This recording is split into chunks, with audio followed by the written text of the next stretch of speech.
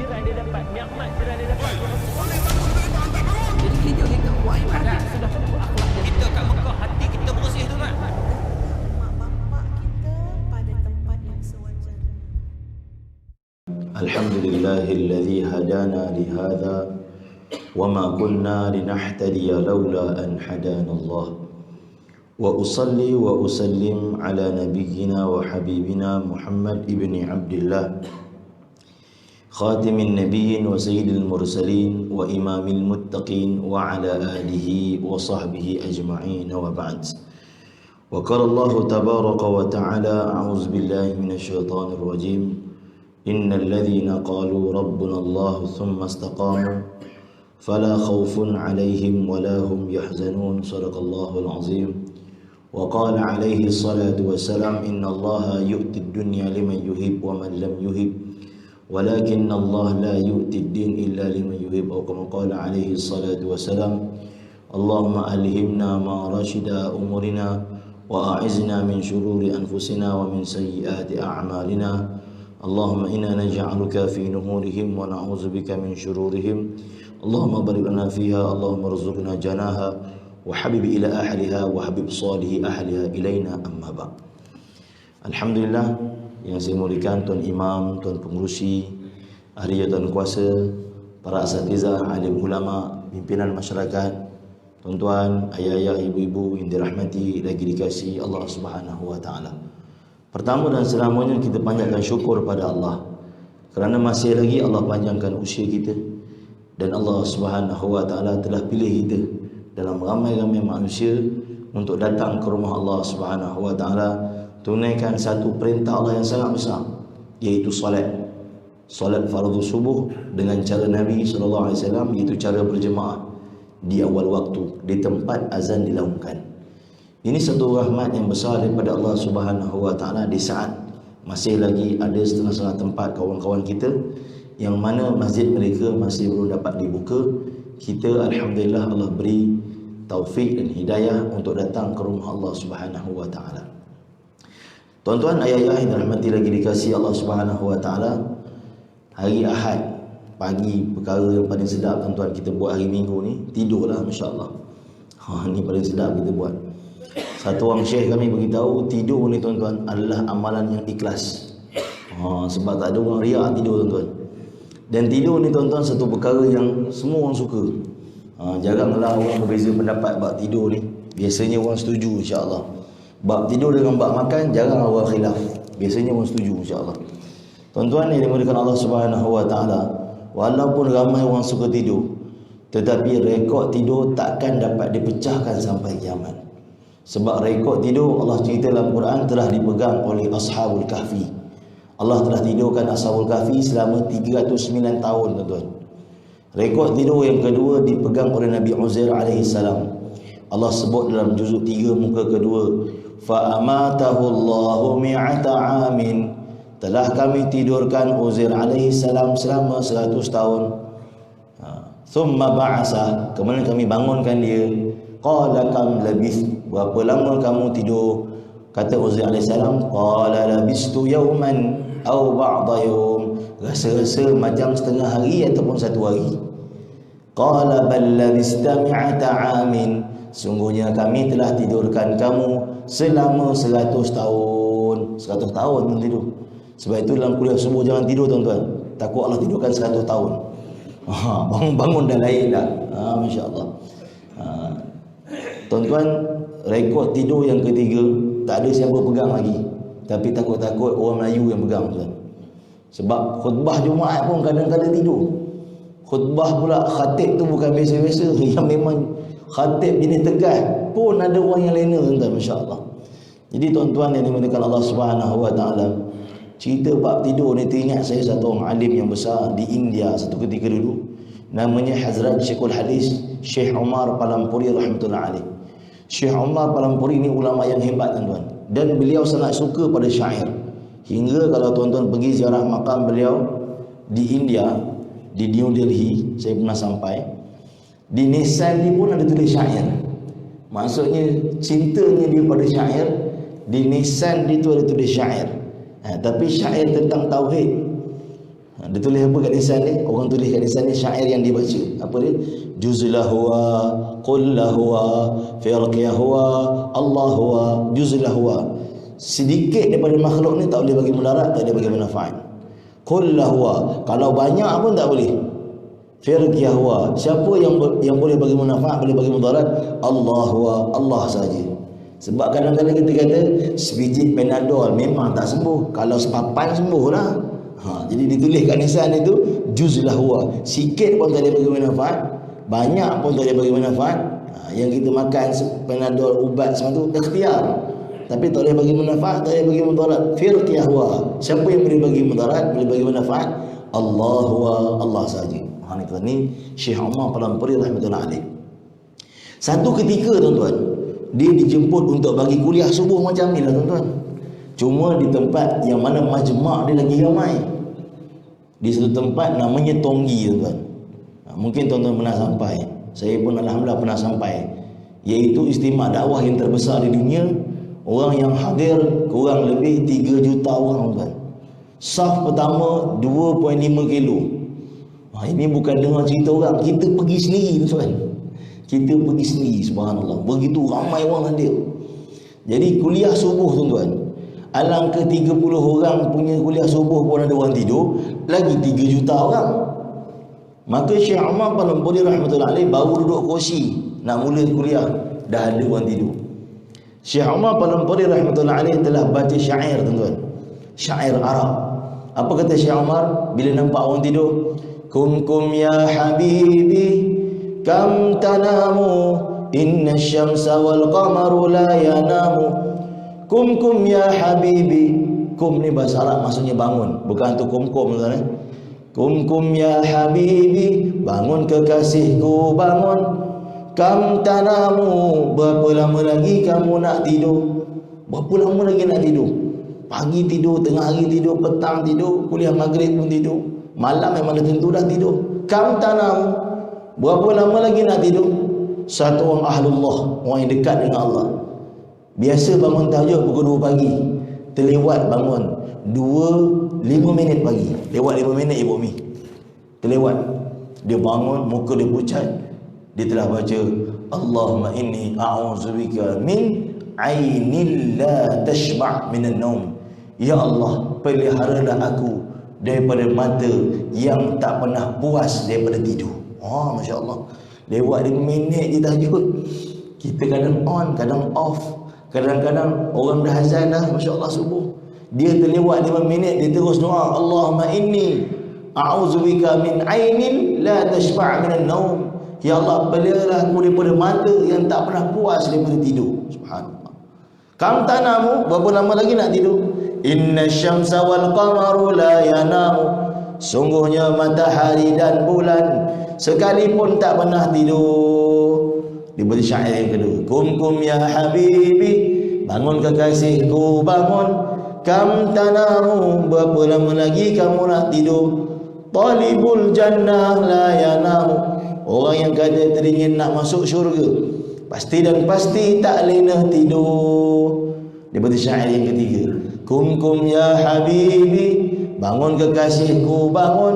Kam tanamu, berapa lama lagi kamu nak tidur? Khaifun nar la yanamu. Orang yang kata takut bakalan api neraka, pasti dan pasti tak lena tidur. Maka orang yang tidur telah terjaga dan dengar ceramah subuh dia sampai habis. Dan subuh tu Syekh Umar Palampuri rahmatullahi alaih tak lama ceramah tuan-tuan, 3 jam. Bagi ni tuan-tuan jangan risau, sebab saya pun mengantuk juga. Ada orang kata, Ustaz, saya tadi tak mengantuk sangat, dengar syair Ustaz baca jadi mengantuk pula.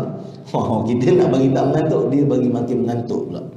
Tuan-tuan yang dimulakan Allah Subhanahu wa taala, bila mana kita bangun daripada tidur, kita dianjurkan untuk membaca doa Alhamdulillahilladzi ahyana ba'dama amatana wa ilaihin nusyur. Dalam hadis yang sahih tuan-tuan, maka satu ikatan yang mana syaitan belit kita di malam hari tadi akan terlerai. Dalam riwayat sebut, bila kita tidur, syaitan ikat kita dengan 3 ikatan. Sebab tu bangun lesu je. Ikatan pertama terlerai bila kita baca doa bangun tidur. Ikatan kedua terlerai bila kita ambil wuduk. Ikatan ketiga terlerai bila kita solat 2 rakaat.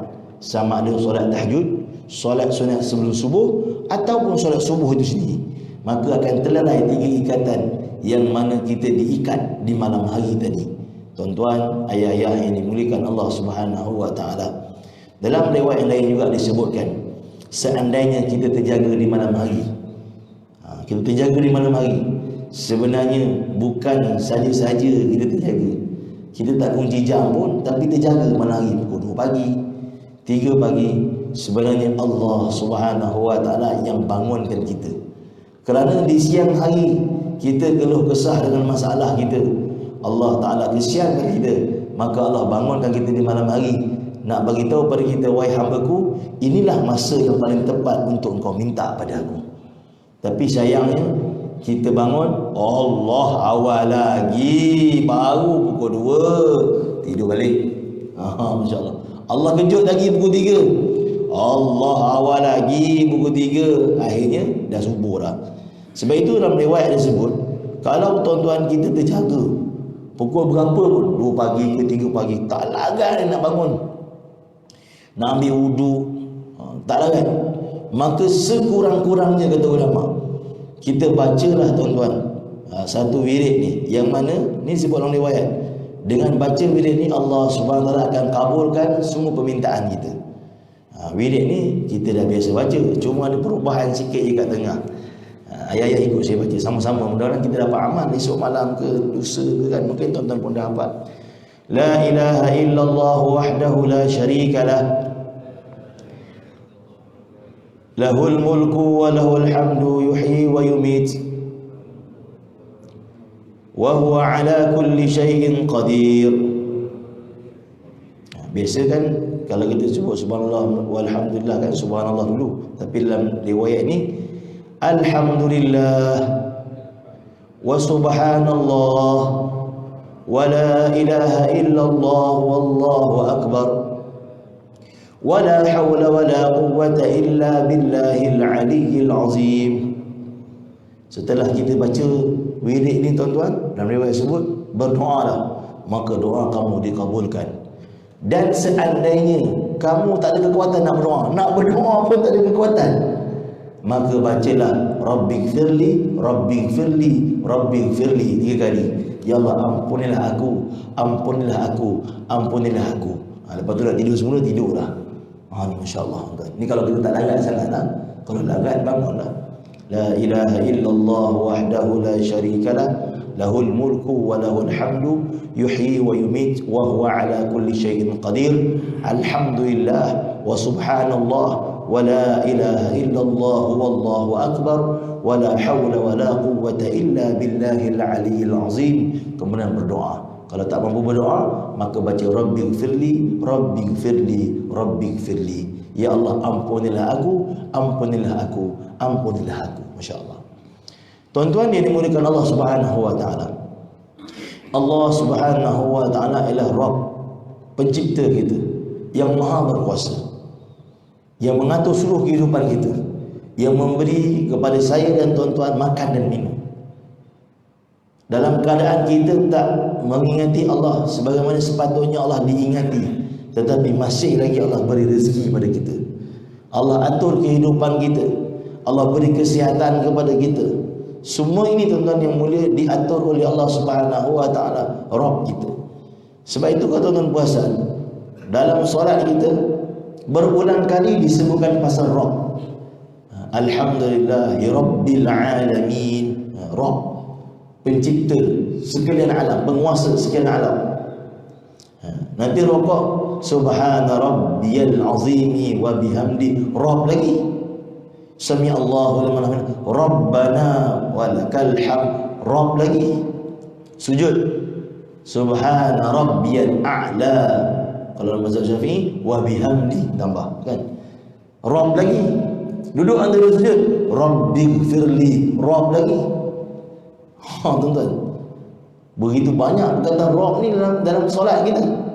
Bahkan Allah SWT berkata dalam Quran, innal ladzina qalu rabbuna Allah thumma istaqamu, sesungguhnya mereka yang istiqamah hari-hari bagi tahu kepada seluruh umat bahawa Allah lah Rabb mereka, Istiqamah. Hari-hari mereka beritahu pada isteri mereka, Allah lah Rabb kita, pencipta kita, yang bagi rezeki pada kita. Abang balik bawa rezeki ni sebenarnya daripada Allah Subhanahu Wa Taala. Kita makan tapi sebenarnya Allah yang mengenyangkan. Kita minum tapi sebenarnya Allah yang hilangkan dahaga. Kita pergi kerja ikhtiar dan itu perintah Allah, tapi yang bagi rezeki ialah Allah Subhanahu Wa Taala. Summa istaqamu, kata Allah, dan dia beristiqamah. Maka tuan-tuan, apa natijah dia tuan-tuan? Kenapa kena banyak sebut tentang Rabb ni berulang kali? Cuba kita tuan-tuan renung sekejap. Solat kita sebut tentang Rabb, bahkan dalam kehidupan tadi Allah suruh sebut secara istiqamah. Hari-hari kita kehebatan Allah SWT. Rupa-rupanya ayah-ayah, bila kita pejam mata dalam kubur, soalan pertama, Man Rabbuka? Siapa Tuhan kamu? Patutlah kita diperintahkan untuk ulang-ulang cerita pasal Rabb. Sebab soalan pertama dalam kubur, Man Rabbuka? Siapa Tuhan kamu? Subhanallah. Itu hikmah dia tuan. Sebab itu orang yang istiqamah hari-hari dia beritahu tentang kehebatan Allah Subhanahu Wa Taala, kebesaran Allah. Percakapan ni tuan-tuan, percakapan iman. Dan percakapan ni bukan percakapan budak-budak. Ada orang kata ni percakapan budak-budak Ustaz. Allah beri makan, Allah yang beri minum, Allah yang beri udara, Allah yang beri seluruh masalah kita selesai, Allah yang menyembuhkan. Percakapan budak-budak? Tak tuan-tuan. Ini percakapan para nabi. Tuan-tuan buka dalam surah Al-Fatir bagaimana Allah rakamkan Nabi Ibrahim AS berdakwah. Apa kata Nabi Ibrahim? Wa yut'imuni wa yasqin. Dialah Allah yang bagi aku makan, dialah Allah yang bagi aku minum. Ini bukan percakapan budak-budak, ini percakapan iman, percakapan para nabi. Wa idza maridtu fa huwa yashfin. Kalau aku sakit, Allah lah yang sembuhkan. Dialah Allah yang menghidupkan dan mematikan. Ini percakapan iman yang saya dan tuan-tuan berhajat untuk memperkatakan perkataan iman ini setiap hari. Setiap hari cerita pasal kehebatan Allah SWT. Allah yang menciptakan burung-burung dan Allah beri rezeki pada mereka. Tuan-tuan, burung gagak dalam bahasa Arab dipanggil ghurab. Ghurab ni burung gagak. Tapi kalau dia baru menetas dia bertelur, dipanggil bughath. Tu bahasa Arab ni kaya tuan-tuan, bahasa yang kaya. Unta ni banyak maksud dia punya perkataan dia. Unta, anak unta dipanggil hashi, tu anak unta. Unta jantan jamal. Tu unta jantan, bukan jamal pak tongkol tuan, jamal je. Tu unta. Kalau Jamil cantik, Jamal ni unta jantan. Kalau unta betina lah. Rupanya selama ni kalau kita cakap Arab, kita pun tak tahu. Masa saya belajar di Madinah dulu, orang Arab tanya saya, dia kata, pelik lah korang ni. Unta tu, unta betina. Kenapa pula unta tu, unta jantan, anak unta, kau pergi pakai semua. Unta tu maksudnya unta betina, dia kata. Dengan dahsyat. Rupanya unta ni bahasa Arab kan? Ataupun naqah dipanggil. Unta betina ni unta ataupun naqah. Kalau bapak-bapak Indonesia waktu di mana dia panggil onta. Kan? Siapa mau beli hati onta, dia kata kan? Ramai orang Malaysia beli kalau ada penyakit asma. Kalau gabung semua unta kan, dipanggil ibil. Ni bahasa Arab. Kaya kan bahasa Arab. Jadi gagak dipanggil ghurab. Anak gagak baru lahir keluar daripada telur dipanggil bughath. Gagak warna hitam, saya tak pernah tengok lagi gagak warna-warni. Itu burung kakak tua kan. Tapi bughath ni keluar daripada telur, kata ulama. Dia keluar macam mana tuan-tuan? Dia keluar dalam keadaan dia tak ada bulu, dia tak ada bulu. Maka warna dia tak berwarna hitam sangat. Sehingga menyebabkan bila mak dia keluar daripada sarang di pagi hari cari rezeki, balik bawa makanan, tengok dekat sarang dia ada burung yang mana tak macam dia, walhal tu anak dia tu. Maka akhirnya mak dia menjauhkan diri daripada sarang tersebut. Tuan-tuan, Allah Subhanahu Wa Taala yang maha memberi rezeki. Kalau mak dia tak balik boleh mati dia tuan-tuan. Dia nak makan macam mana? Bau lagi keluar daripada telur. Maka Allah SWT jadikan badan buah baby gagak tadi ada bauan yang menarik serangga ke sarang dia. Maka datanglah serangga-serangga berkumpul kat sarang dia, dia makan kat situ tuan-tuan. Sehinggalah tak lama kemudian bulu dia tumbuh dan mak dia balik semula ke sarang. Maha hebatnya Allah SWT. Tuan-tuan bayang, untuk gagak Allah bagi rezeki macam tu, takkanlah untuk laqad khalaqnal insana fi ahsani taqwim, sebaik-baik kejadian Allah Taala tak boleh bagi makan. Maha kayanya Allah Subhanahu Wa Taala. Kita pergi kerja ikhtiar tuan. Kita berniaga ikhtiar, tapi yang bagi rezeki ialah Allah Subhanahu Wa Taala. Abdurrahman bin Auf, subhanallah, dia berniaga tuan-tuan. Zaman Umar, perniagaan dia sampai Syam. Kaya. Satu hari dia balik Madinah, dah lama tak balik, berniaga outstation. Balik-balik solat di Masjid Nabawi. Amirul Mukminin Umar panggil dia. Umar tanya, wahai Abdurrahman, cuba kamu tengok kat Masjid Nabawi, siapa yang ada? Abdurrahman tengok, yang ada ramai tabi'in. Tabi'in ni tak sempat jumpa Nabi lah. Agak-agak kamu lah, kata Umar. Sebab apa tabi'in ada kat sini? Sebab dia nak belajar dengan sahabat. Tapi sahabat tak ramai dekat Masjid Nabawi. Siapa yang nak ajar mereka? Mereka datang sini untuk belajar dengan kita. Tapi kebanyakan sahabat masa tu tuan-tuan dah kat seluruh dunia menyebarkan Islam kan. Ada yang dah pindah Syam, dekat Baghdad, dekat Mesir, dah bertibaran lah. Jadi dekat Madinah ni sahabat yang otai-otai lah, sahabat lain ada, maksudnya yang ada nama, yang pernah disebut nama oleh Nabi SAW ni tak ramai ke Madinah.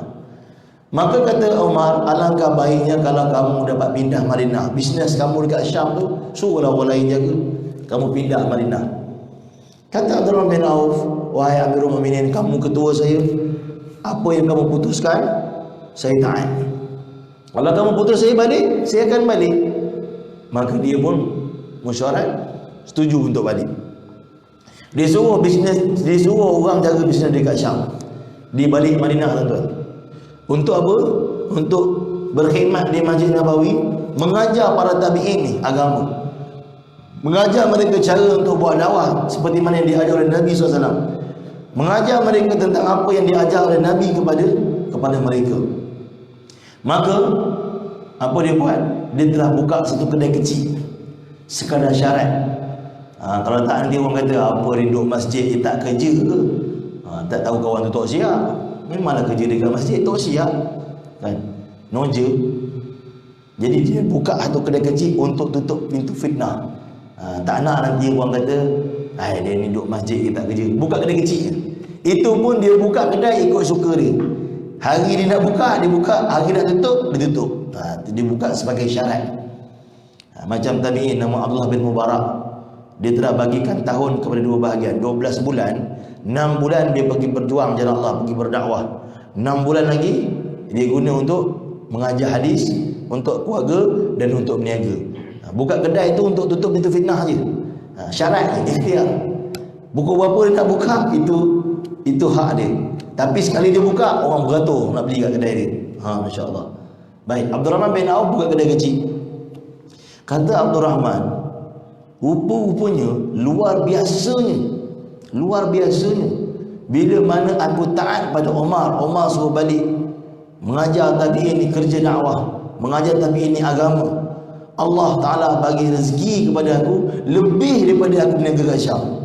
Kata Abdurrahman bin Auf, lagi dahsyat rupanya bila aku taat Umar ni, lagi dahsyat Allah bagi. Sebab itu tuan-tuan, saya beritahu tadi, kadang-kadang rezeki yang Allah bagi pada kita bukan daripada tempat kita kerja, daripada luar lagi banyak daripada tempat kita kerja.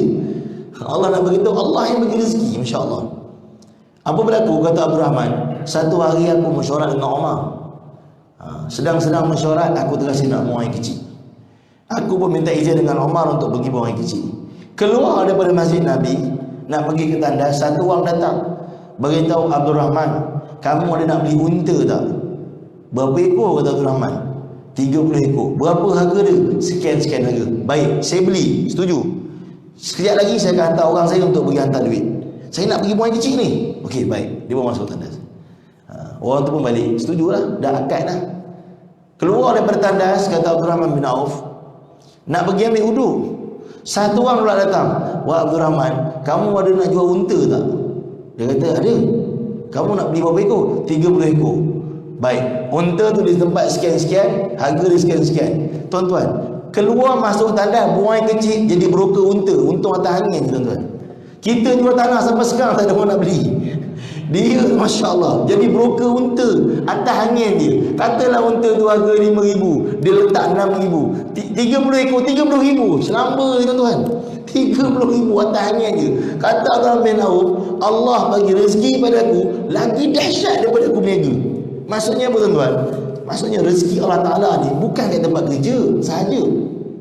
Kadang-kadang Allah bagi rezeki kita dekat luar, kat kebun kita, lagi banyak Masya Allah daripada tempat kerja kita.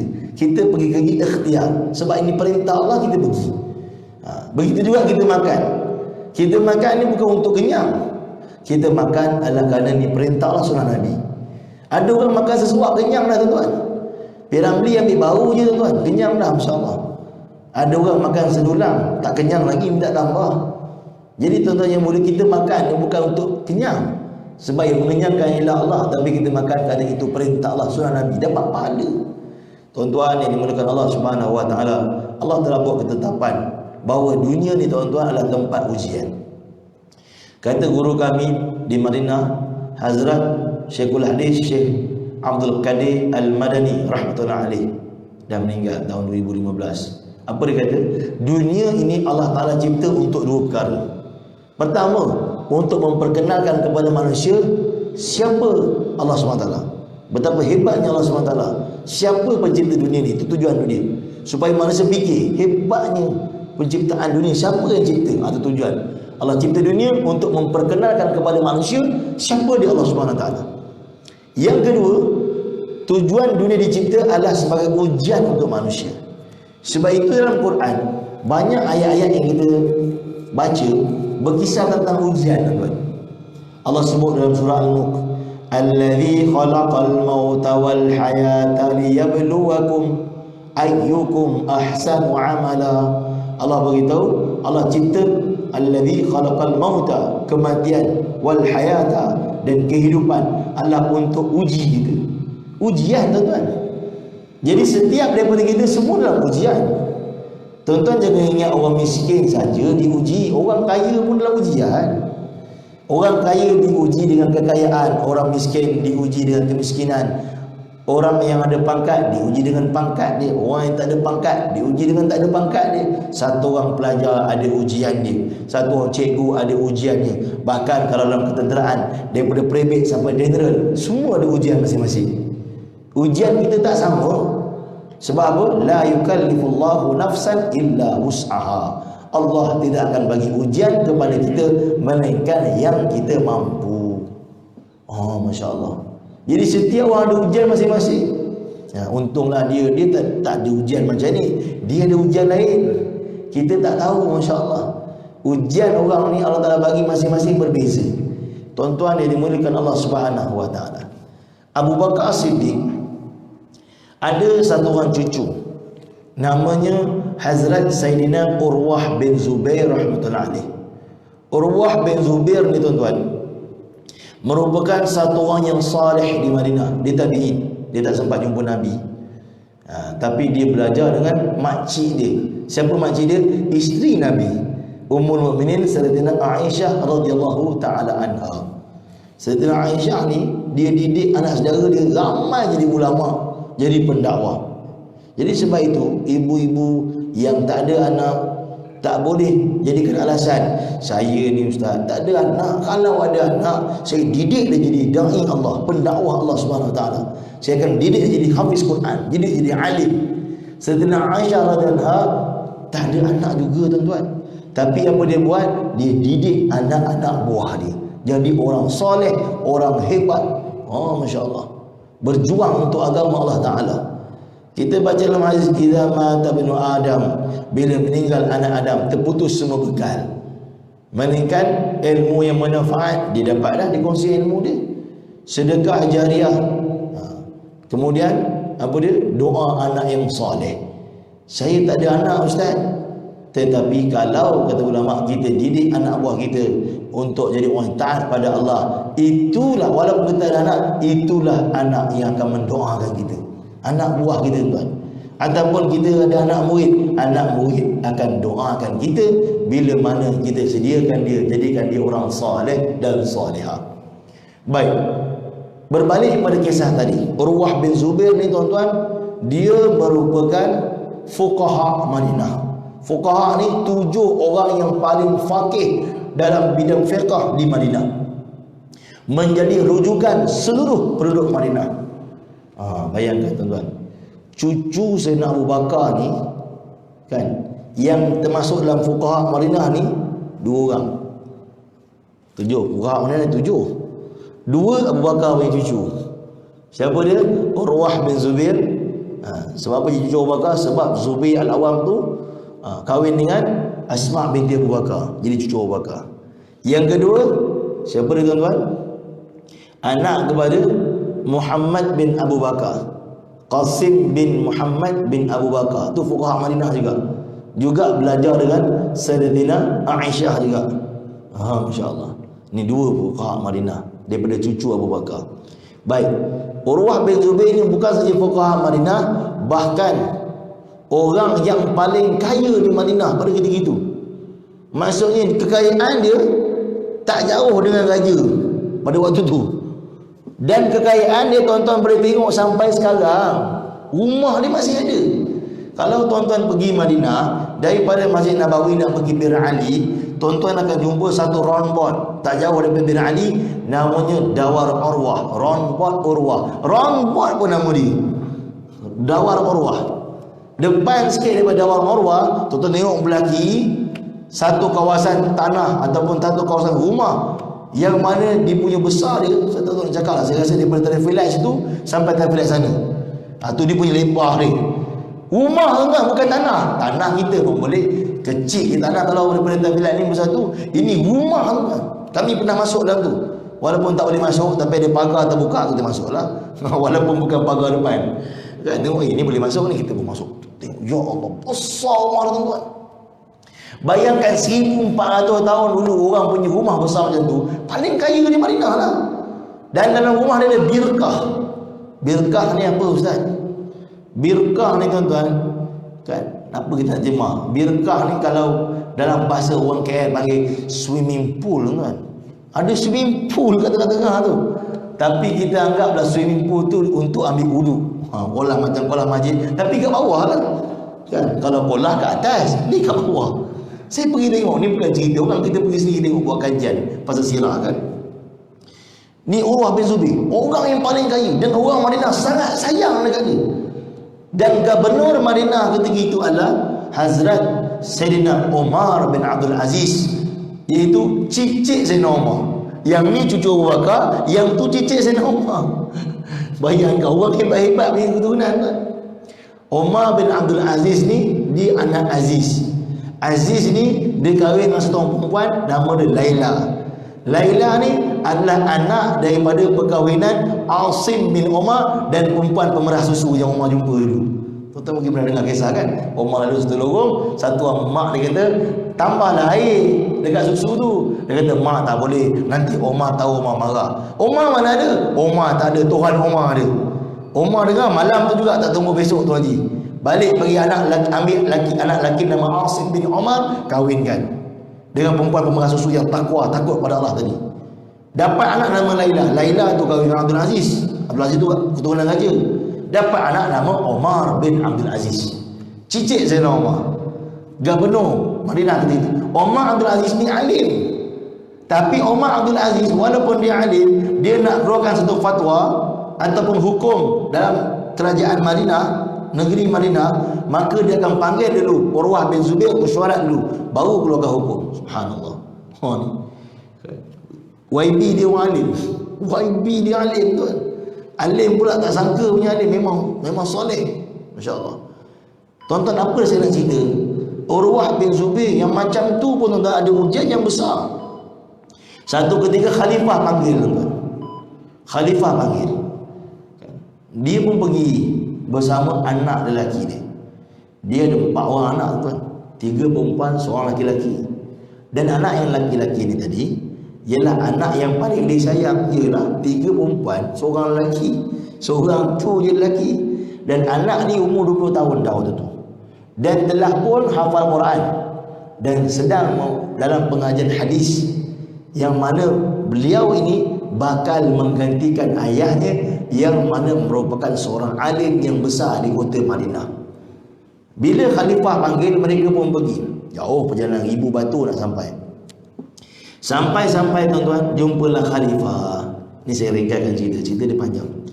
Jumpa khalifah tuan-tuan, masuk dalam kawasan istana khalifah, ada kuda-kuda milik raja, milik khalifah ketika itu. Budak muda zaman tu tengok kuda ni dia jadi macam budak sekarang tengok motor lah tuan-tuan. Ui, motor ni kalau dapat ni kan, macam tu lah. Budak zaman dulu, mereka dalam kepala mereka fikir nak berjuang je. Nampak kuda, ini kuda ni kalau kita pergi satu perang ni bagus ni kan, kita boleh test berapa lap dia boleh pusing ni. Wah, kan macam tu lah. Punya laju kuda, dia tahu budak muda kan. Jadi dia pun cakap dengan bapak dia, ayah nak jumpa khalifah. Khalifah ni, dia kalau dipanggil ayah, mesti dia ada benda rahsia nak tanya. Jadi tak sesuai saya ada bersama ayah. Jadi izinkan saya duduk kat luar, saya nak tengok kuda. Maka ayah dia pun masuk. Penjaga kuda kata, dek, tengok kuda boleh, tapi jangan pergi dekat-dekat, takut nanti kuda tendang. Tuan-tuan, Urwah bin Zubair pun masuk. Dan buat apa? Urwah bin Zubair duduk dengan khalifah. Khalifah pun mula tanya soalan, ucap terima kasih sebab sudi datang, ribuan batu, Masya Allah. Sedang mereka berbual, khalifah bertanya soalan. Khadam telah masuk dengan muka yang sangat cemas, muka yang sangat takut. Raja begitu pantang tuan-tuan kalau orang masuk tengah-tengah dia berbicara. Maka raja tanya dia, kenapa kamu ni? Kamu tak tahu ke? Kan, etika istana. Masuk. Time kali saya sedang berbicara ni, satu kesalahan. Dia kata, tuanku, memang betul saya tahu satu kesalahan, tetapi saya bawa berita yang sangat menyedihkan, yang sangat perlu saya sampaikan. Apa dia kata tuanku? Kata khadam, tadi anak pada Tuan Urwah bin Zubair, dia tengah tengok kuda, saya pesan dengan dia jangan dekat-dekat. Tapi dia pergi dekat juga, kuda telah tendang dia dan dia telah terpelanting dan dia telah meninggal dunia. Terkejut raja tuan, pucat muka raja. Sebab raja yang panggil Urwah ni, dan dia tahu Urwah ni sangat disayangi oleh penduduk Madinah. Kalau Urwah kata jangan sokong raja, habis dia. Ataupun Urwah kata angkat tangan doa, orang mana doa kabul kan. Raja punya takut, pucat muka raja. Tapi Urwah orang yang beriman pada Allah Subhanahu wa taala, bila ditimpa musibah, bagaimana keadaan orang beriman? Allah sebut dalam Quran juzuk 2 muka ketiga, ayat yang pertama dalam muka ketiga, wala nabluwannakum bisyai'in minal khawfi wal ju'. Telah Allah uji kita, Allah telah jadikan dunia tempat ujian kepada kita. Wala nabluwannakum minal khawfi wal ju', ujian ketakutan. Kita rasa takut nak jumpa orang, kita rasa takut dengan macam-macam, takut ini, takut itu, macam-macam kita takut, masya-Allah. Takut bini pun takut juga. Wal nabluwannakum minal khawfi wal ju'. Ju' ni apa? Kelaparan, hujan kelaparan. Kita di Malaysia ni alhamdulillah, ramai-ramai yang mati ni mati sebab banyak makan. Kena penyakit apapun, asbab dia banyak makan. Di Afrika ramai orang mati kelaparan tuan. Wala nabluwannakum bisyai'in minal khawfi wal ju' wa naqsin minal amwal. Allah uji dia kekurangan harta, Allah tarik pada nikmat harta. Ataupun Allah Taala uji dia dengan kemiskinan. Wal anfusi wath thamarat, dan juga Allah uji jiwa kita. Itu ujian juga, ujian jiwa, perasaan. Was thamarat, tanaman kita, buah-buahan yang kita tanam. Wa basyiris sabirin, dan beruntunglah mereka yang sabar. Siapakah mereka yang sabar? Allah sambung ayat yang seterusnya. Siapakah mereka yang sabar? Sifat orang beriman ni sabar. Bagaimana keadaan mereka ketika ditimpa musibah? Alladzina idza asabathum musibah qalu inna lillahi wa inna ilaihi raji'un. Tanda orang tu beriman pada Allah, tanda orang tu orang sabar, bila diuji oleh Allah Subhanahu wa taala, dia melafazkan istirja. Bukan istinja, istinja bagi buang air. istirja. Istinja ni kita menyuci diri kan, taharah tu kan. Ni istirja. Istirja ni apa? Inna lillahi wa inna ilaihi raji'un. Bila mana? Bila dia dengar perkara musibah. Kita hari ni inna lillah ni waktu orang meninggal je. Pak Ali tadi jatuh motor, inna lillah, dia tak meninggal, jatuh motor je. Kita fikir baca ni kena orang meninggal. Tak. Dia bukan kira orang meninggal. Musibah apa kita baca ni? Maka Urwah bin Zubair, adik pada Abdullah bin Zubair ni, dia kata apa? Inna lillahi wa inna ilaihi raji'un. Dalam hadis yang sahih diceritakan bahawa kalau orang beriman ditimpa musibah, maka dianjurkan untuk baca doa ini. Inna lillahi wa inna ilaihi raji'un. Allahumma ajurni fi musibati wa akhlif li khairan minha. Allahumma ajurni fi musibati, ya Allah ganjarkan aku daripada apa musibah yang Kau telah beri pada aku. Wa akhlifni khairan minha, gantikanlah apa yang aku diuji ni dengan lebih baik. Ummul Mukminin Sayyidatina Ummu Salamah radhiyallahu taala anha, suaminya Abu Salamah meninggal dunia. Dia sedih suami meninggal, maka dia pun baca doa tadi dalam hadis yang sahih, inna lillahi wa inna ilaihi raji'un. Allahumma ajurni fi musibati wa akhlif li khairan minha. Maka Allah Taala gantikan dengan yang lebih baik, iaitu Nabi sallallahu alaihi wasallam meminang beliau. Allah gantikan dengan suami yang lebih baik. Kerana janji Allah dalam Quran, ma nansakh min ayatin aw nunsiha. Sesuatu perkara yang Allah ambil daripada kita, na'ti bi khairin minha, Allah akan gantikan dengan yang lebih baik. Ni tuan, masya-Allah. Jadi dia baca doa tu. Dia kata apa? Tuan, dia cakap dengan khadam, bawa saya tengok jenazah anak saya. Ni saya ringkaskan, cerita dia panjang. Dia pun pergi. Dia tengok anak dia, tuan-tuan, dia pun angkat anak dia. Dia pun tanya dekat mana tempat mandi jenazah. Dia pun pergi bawa, dia uruskan anak dia semua dengan tenang. Dia tahu kenapa? Dia tahu yang bagi ujian ni Allah. Bila kita tahu, tuan-tuan, siapa yang bagi ujian, siapa yang bagi kesenangan, kesusahan, kita tahu siapa yang atur kehidupan kita, maka walaupun ujian itu pahit, tapi kita tahu dia datang daripada Allah Subhanahu wa taala, maka dia tidak akan berasa pelik untuk kita terima. Ini di sisi orang yang saleh, yang beriman pada Allah, kita di kalangan mereka. Baik, jenazah selesai diuruskan. Ini ringkaskan cerita. Maka jenazah dibawa pergi ke tanah perkuburan. Raja dan orang haji semua iring lah, orang istana. Sampai tanah perkuburan, maka dia pun turun. Urwah bin Zubair turun dalam kubur liam. Dalam kan dia tak memakai kasut. Dia turun dan dia tak tahu bahawa tanah di situ ada penyakit, ada penyakit kat situ. Yang mana tanah tu dia tahu dia turun kaki ayam, dia kena pakai alas. Tapi sebabkan dia orang Madinah, dia bukan orang Syam, dia turun tuan-tuan, tak pakai alas. Lepas dia semadikan anak dia, sebelah kaki dia kena, dalam bahasa dia panggil gangrena. Dalam bahasa orang putih gangrene kot. Kaki dia, tuan-tuan, bila kena gangrene ni, dia kena potong kaki. Kalau tak, dia akan meripak seluruh tubuh, dia akan menjadi asbab kematian. Maka bila sampai balik istana, lepas dikemumikan, dia rasa kaki dia sakit. Dia beritahu kat khalifah, dia nak balik Madinah, kaki dia sakit. Khalifah kata, sabar, kita panggil tabib. Panggil doktor cek, dia kata ni kena gangrene. Maka dia kena potong. Kalau tak potong, maka dia akan meripak seluruh tubuh, akan jadi asbab kematian. Rajin lagi susah hati. Tadi anak meninggal, ini kaki pula kena potong. Aduh, silap tu aku pergi panggil. Ini adalah kesayangan orang Madinah ni, cucu Abu Bakar pula. Khalifah dah takut dah. Baik, maka dia setuju. Dia kata tak apa, baik, boleh potong. Kalau tabib kata kena potong, potong. Tabib kata, tuan, potong ni sakit. Dan kalau tuan bergerak, tuan sakit, kita tak dapat potong tepat, nanti bahaya. Jadi tuan kena minum khamar, minum arak, supaya bila minum arak tuan khayal, kami boleh potong. Zaman tu tak ada bius. Apa kata dia?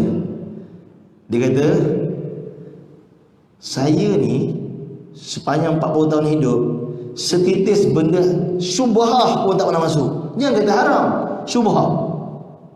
Yang kerja haram, kerja halal, kek beri, kerja haram, kerja halal, kerja haram, kerja halal, kita pun tak tahu. Yang syubhah, pun tak pernah masuk dalam tekak saya. Ini kan pula haram. Saya sekarang ni diuji dengan ujian Allah Ta'ala bagi. Kamu suruh saya makan benda yang haram. Wallahi demi Allah, saya tidak akan makan. Saya tidak akan minum haram. Habis tu macam mana kata tabib kami nak potong? Baik, saya akan zikir. Dalam kitab sebut kan, saya akan zikir. Tuan, bila tuan doktor tengok muka saya merah, maksudnya saya dah sampai kepada fana. Maksudnya saya dah tak ingat dah tak sedar. Masa tu tuan potong. Dia pun zikir, la ilaha illallah, mula zikir sampai fana. Oh, kita tuan zikir WhatsApp masuk berhenti, balas WhatsApp. Zikir WhatsApp masuk berhenti. Tadi berapa ha? Mula daripada awal balik. Orang soleh zikir sampai tahap fana tuan, sampai tahap kemuncak cinta pada Allah. Merah muka dia, dia orang kulit putih. Merah muka dia, doktor kata ni dia dah fana ni. Potong kaki dia. Potong kaki dia tuan-tuan. Darah keluar memancut. Bila tengah darah keluar tu, dia berhenti zikir. Mungkin kiraan dia dah habis, dia berhenti. Bangun-bangun tengok darah keluar memancut. Kan? Doktor pun cepat-cepat ambil minyak panas. Zaman tu nak berhentikan darah, dia kena curah minyak panas. Dulu di Madinah tuan-tuan, hukum hudud, kalau potong tangan, dia terus curah minyak panas. Dia nak bagi darah tu berhenti. Kalau tak mati, darah keluar banyak. Maka bila dicurah minyak panas, masa tu dia dah berhenti zikir. Kan? Uruah pun manusia, maka sakit lah. Bila kena minyak panas, pingsan tuan-tuan. Pingsan. Tadi tak pingsan, kerana segera potong tak pingsan. Kena minyak panas, pingsan. Bangun daripada pingsan, dia tengok sebelah kaki dia tak ada. Maka dia kata dengan tabib, kata dengan doktor, saya nak tengok kaki saya. Doktor susah hati lah, dia nak buat apa pula ni kaki dia ni. Doktor pun bagi kaki dia. Dia pun pegang kaki dia, dia angkat. Ya Allah, sepanjang 40 tahun engkau bagi pinjam kaki ni pada aku, ya Allah. Aku tak pernah guna untuk langgar perintah engkau, ya Allah. Aku melangkah ke tempat yang kau suka, tempat yang kau tak suka tak pernah aku pergi. Hari ni aku pulangkan balik kaki yang aku pinjamkan daripada engkau ni, ya Allah, sebagaimana engkau pinjamkan aku waktu aku lahir dulu. Subhanallah. Dan bayangkan, kaki dia timpang sebelah, kaki dia tak ada sebelah. Dia pun nak balik Madinah, tapi dia tak usah hati lagi. Maka apa berlaku? Dia nak balik satu orang datang. Orang bawa, orang papas, orang ni badan dah lembik, mata buta, muka pucat. Maka khalifah tanya, apa masalah kamu ni? Dia kata, saya ni Allah Ta'ala uji saya dengan satu ujian. Baik, wahai Tuan Urwah bin Zubair, Tuan duduk dulu. Lepas dengar cerita brother ni, baru Tuan boleh balik Madinah. Apa kata orang tu? Dia kata, wahai khalifah, saya satu orang yang sangat kaya. Harta saya begitu banyak, kambing ada, lembu ada, unta ada. Isteri saya 4 orang. 4 orang isteri. InsyaAllah, kaya betul lah. Anak ramai, harta banyak, hamba lagi. Hamba lagi ramai. Satu hari kami nak pindah tempat. Daripada rumah saya tu kami nak pindah ke kampung lain. On the way dalam perjalanan, kami masuk ke satu wadi, satu lembah. Allah Subhanahu Wa Taala uji kami. Air telah memenuhi wadi itu. Wadi ni biasa kadang kering. Air memenuhi wadi tu, hanyut habis semua. Macam satu ribut, habis semua. Keluarga saya hilang sama sekali. Dalam satu sekelip mata hilang semua. Saya punya kambing, saya punya lembu, saya punya harta, saya punya hamba, habis, anak bini semua habis. Tinggallah saya seorang tersangkut kat pokok, dia kata. Maka saya terdengar ada baby menangis, bayi menangis. Ini mesti anak saya yang paling kecil, masih hidup. Saya pun turun daripada pokok. Saya pun pergi dekat anak saya tadi. Maka saya telah bawa dia, letak kat tepi. Dan saya tengok ada seekor unta saya masih ada. Saya fikir, ini kalau baby ni kan, aku bawa unta tu ke sini, ambil baby, lepas tu aku boleh pergi. Yang lain ni tak boleh buat apa dah. Maka dia pun kata, aku letak baby aku kat situ, aku pergi kat unta. Sampai dekat unta, baru aku nak pegang tali unta, unta tendang mata aku. Aku terpelanting, mata aku jadi buta. Dan aku kalih pula dekat anak aku, serigala tengah makan anak aku. Aku hilang segala-galanya, wahai khalifah, dalam satu malam. Maka apa berlaku? Tuan-tuan yang dimuliakan Allah Subhanahu Wa Taala, maka khalifah telah bantu orang ni. Dan Urwah bin Zubair telah dengar cerita orang ni. Maksudnya ada orang yang diuji musibah lebih dahsyat. Maksudnya kalau kita diuji, tuan-tuan, ada orang lebih dahsyat ujian daripada kita. Dan Urwah bin Zubair, tuan-tuan, dia nak balik seorang-seorang. Kata raja, jangan, biar ada orang teman. Orang soleh ni, tuan-tuan, dia tak takut balik seorang, kaki tak ada sebelah. Sampai di Madinah, berita dah sampai dah. Orang dah cerita kat Madinah apa yang berlaku. Orang Madinah kumpul kat rumah tuan-tuan. Dah kumpul lah kat rumah Urwah bin Zubair ni. Pengikut dia ramai kat Madinah. Tunggu Urwah bin Zubair kata doa ataupun gulingkan. Selesai tuan. Semua dah kumpul. Tuan bagi tahu je apa yang kami nak buat. Kami akan buat, kata orang Madinah. Doa, kami akan doa. Doa pula bukan macam-macam, raudah tuan. Kan biasa-biasa punya tempat. Tuan kata kami jangan sokong lagi khalifah sekarang. Kami akan buat. Apa kata Urwah bin Zubair? Bertenang, kata Urwah bin Zubair. Sesungguhnya Allah Subhanahu wa taala telah beri aku 4 orang anak. Allah bagi ni, Allah bagi pinjam ke aku. Allah ambil balik seorang, ada 3 lagi. Allah bagi aku 4 anggota, 2 tangan, 2 kaki. Aku dah guna selama 40 tahun. Allah ambil sebelah kaki, ada 3 lagi, kata Urwah bin Zubair. Maka aku kena bersyukur pada Allah. Kata orang Madinah, kalau tuan kata begitu, baiklah, semua balik. Ni tuan, masya-Allah. Nak bagi tahu ujian, bahawa ujian datang pada siapa saja, kepada orang kaya, orang miskin, ustaz, cikgu, siapa saja ujian. Sebab itu bila kita nampak satu orang diuji, maka kita tuan-tuan yang mulia berdoa supaya Allah Subhanahu wa taala pelihara kita daripada ujian macam tu. Bukan kita pergi mutuk dia pula. Kita doa supaya Allah pelihara kita. Dalam hadis sebut, bila kita nampak satu ujian, ya Allah uji pada satu orang, termasuklah anak nakal. Contoh kita pergi masjid ataupun kita pergi mana-mana program, nampak anak satu orang berada ni nakal betul, panjat mimbar, pergi sana pergi sini, ya Allah janganlah anakku macam ni kan. Maka kita baca doa tuan-tuan. Satu, kita doakan supaya anak tu jadi anak yang soleh. Yang kedua, kita doa supaya anak kita jangan jadi nakal macam tu. Ataupun apa-apa musibah, nampak orang kemalangan ke apa, kita baca doa ni. Tuan-tuan boleh ikut saya baca. Alhamdulillahilladzi afani mimma btalaka bih. Mimma btalaka bih wa faddalani ala kathirin mimman khalaqa tafdila. Okay, saya ulang balik. Alhamdulillahilladzi afani mimma btalaka bih wa faddalani ala kathirin mimman khalaqa tafdila. Dalam hadis sebut tuan-tuan, tuan-tuan boleh tengok dalam Google pun ada tulis, ataupun dalam kitab tuan-tuan boleh cek. Dalam hadis sebut dia confirm, siapa yang membaca doa ini waktu dia nampak ataupun dia dengar satu musibah, maka Allah Ta'ala akan pelihara dia daripada musibah tu sampai dia mati. Biasanya para masyayikh sebut antara waktu yang patut kita baca doa ni bila kita dengar orang mati bunuh diri. Dengar je mati diri, alhamdulillahilladzi afani mimma btalaka bih wa faddalani ala kathirin mimman khalaqa tafdila. Minta Allah pelihara kita, jangan kita buat macam tu. Ataupun musibah-musibah yang lain, misalnya musim Covid dan sebagainya, kita baca, dan kita jangan lupa doakan orang yang diuji tadi supaya Allah Ta'ala mudahkan dia. Tuan-tuan, saya mohon maaf sebenarnya bagi perkongsian, ada terkasar bahasa, tersalah kata, telah berbicara, minta Allah minta ampun pada Allah. Biasanya kuliah subuh memang saya akan lewatkan sampai waktu untuk solat isyraq, supaya kita sama-sama dapat solat sunat isyraq. Solat sunat isyraq ni 2 rakaat. Kata ulama paling banyak 4 rakaat. Kita buat 2 rakaat. Usaha sunat isyraq Allah Ta'ala.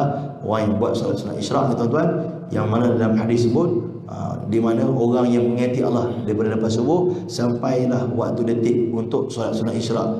Waktu syuruk ni tuan-tuan masuk lebih kurang 7.10 macam tu, ataupun 7.12 7-9 minit. Dilewatkan kata ulama dalam 15, ada pendapat kata 18 minit. Kemudian kita tunaikan solat isyraq, maka dalam hadis sebut lebih confirm pahala dia dapat haji dan umrah yang sempurna, pahala haji dan umrah yang sempurna, pahala haji dan umrah yang sempurna. Tuan-tuan boleh tengok dalam hadis. Dalam riwayat lain sebut, siapa yang buat 4 rakaat Allah akan selesaikan masalah dia 1 hari. Jadi kalau tuan-tuan pergi di India ataupun di Turki, mereka mazhab Hanafi, senang nak buat sebab orang mazhab Hanafi mereka takhir fi solat subuh wal asar. Subuh dan asar sembahyang lewat. Asar kalau tuan sembahyang di masjid-masjid Hanafi, contohnya macam di apa nama di Singapura ada masjid nama dia Anggolia, masjid India. Tuan-tuan akan tengok dia akan sembahyang asar pukul 5. Syafi'i sembahyang pukul 4, lewatkan sejam. Subuh macam tu juga. Tuan-tuan sembahyang di Masjid Biru, Masjid Ahmad di Turki, dia akan sembahyang berapa minit lagi nak habis tuan. Tak lama, 10 minit sebelum waktu habis baru dia orang sembahyang. Jadi lepas sembahyang dia orang tunggu beberapa minit je, zikir-zikir dia masuk isyraq. Macam kita tu lah kena buat kuliah subuh ke apa kan baru sampai. Jadi kita tunaikan solat isyraq, tak boleh buat hari-hari, buatlah hari-hari yang kita lapang. Mudah-mudahan Allah terima kita semua. Wallahu a'lam. Assalamualaikum warahmatullahi wabarakatuh. Tangguh dengan kafatul majlis dan solat asar, dan kita niat kita untuk solat sunat isyraq.